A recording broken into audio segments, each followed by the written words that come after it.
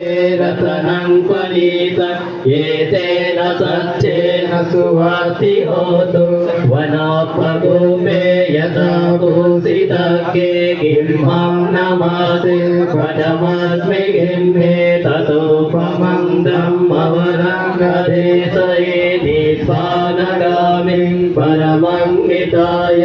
इदं पिबुद्धे रतनं पनीतं एतेन सच्चेन सुमति होतु